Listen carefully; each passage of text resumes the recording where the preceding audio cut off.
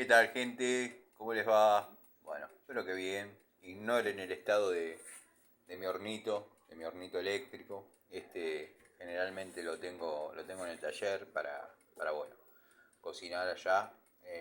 Lo traje porque mis hijas me pidieron que bueno, les haga un bizcochuelo.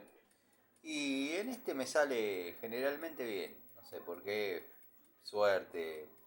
Pero bueno, de nada, este es del taller. Es para cuando se me da por cocinar algo allá, bueno, comprenderán que no está en muy buen estado ni nada. Pero este video va dedicado a todos los que me preguntan, ¿a qué le llamás tener una herramienta, una pinza, una pico de loro en el cajón de los cubiertos y para qué se usaría? Bueno, yo les voy a mostrar una que tengo particularmente en el cajón de los cubiertos, eh, que la uso para romper nueces y para cuando hay que manipular algo, en este caso en este horno. Bueno, este es el bizcochuelo que estoy haciendo. Comprenderán que no me quedaron demasiadas cosas de cocina y para cocinar después de tantas separaciones. Después, como generalmente estoy solo, no he comprado torteras y todas esas cosas. Pero bueno, esta es una herramienta que yo generalmente tengo en el cajón de los cubiertos. Nada, en este caso estoy, llamémosle, no es un quincho, pero es un lugarcito donde yo generalmente hago asado, bueno, se me da por cocinar.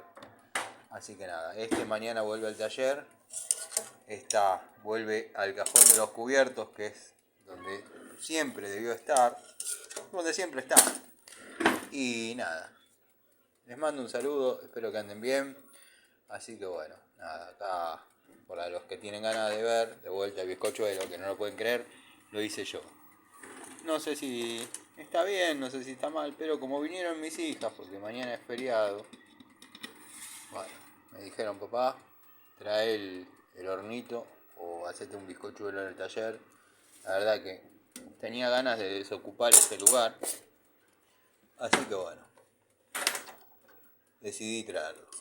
Esta la mandamos nuevamente al cajón, que es para lo único que sirve. La uso para romper nueces y para cuando hay que manipular algo del horno a gas o bueno, en este caso el hornito eléctrico. Les mando un saludo, gente. Esperamos 7 segundos para que se haga video y no quede a modo short. Bueno, como quieran.